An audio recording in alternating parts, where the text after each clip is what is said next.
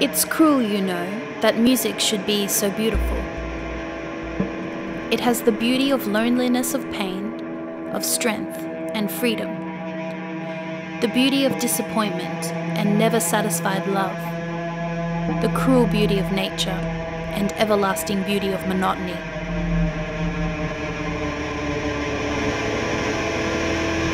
Music can change my mood in an instant. It can take me back to a moment in time and has the power to redefine the way I look at the world. For as long as I have known it, music has played a strong part in my life.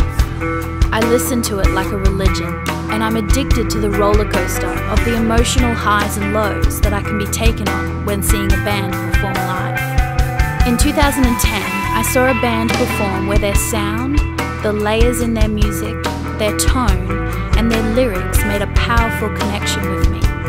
As I went to see more of their live performances, I noticed the crowd starting to grow through this connection that the fans had with their music. In June 2011, I saw the band play to a packed venue supporting Aussie heavyweights Helm. It was to be the last time I would get to see the band play live.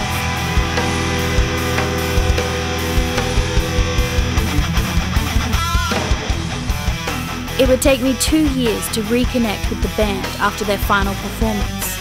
After much effort, I was able to catch them while they're at the start of recording their second album. I was keen to find out what they had been doing and why they hadn't released anything or even played a show since I last saw them. Well, first of all, Josh moved on to bigger and better things, and then we started the process of finding a vocalist. That was pretty awesome. Shit.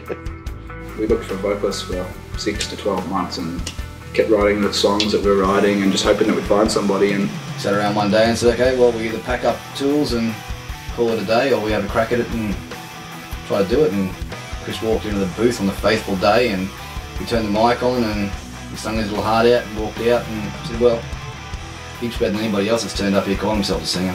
Yep. All right, let's get in the booth, let's have a go. Chris is that much further ahead than us, so it just makes sense that he's already ahead of the game. Do it, yeah. Chris does it, you know? Because we're already sick of trying to find a vocalist and we just wanted to get a move on, really.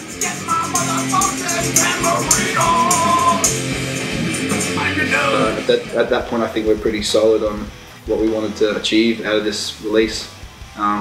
So we ran with doing the vocals ourselves. In retrospect, that 6 months that we spent, probably more, 9 months that we spent looking for a vocalist, we probably should have invested that time starting vocal training. By the time the tracks are ready, that's how long it took, you know. Would have liked to have been in earlier and be playing shows by now and not going so stale, but life has other plans. It wasn't really until the decision was made that it was going to be handled by the three of us, all the vocal stuff. Yeah, that's right. And that all of a sudden, that made the writing process, it came to a quicker end, I think. So sitting around with the same tracks for 2 years, it was like, okay, that's the melody for the vocals, let's go with that, lock it down. Well, the music was finished and it's just a case of getting all the vocal stuff happen, so. Let's put this on a disc so that we can let it go. Now that I had discovered that the main reason for the band's silence was that they didn't have a lead singer anymore, I was wondering how having Chris as the new frontman was going to affect the sound. Hello. Hello. Hello.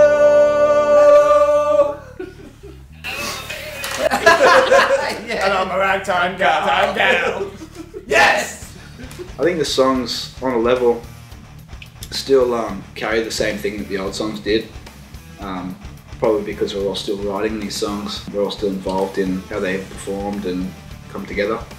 It's certainly got the dark kind of vibe that Hollow Fascinations had, where it's just a lot more refined sound. It's a path that we've gone down, but the reason we've taken that path is because we've learnt from things that we've liked in previous release, learnt from things we didn't like, and also over the last few years we've bettered ourselves as musicians, as you do. I think you can play for another 2 years and not be better.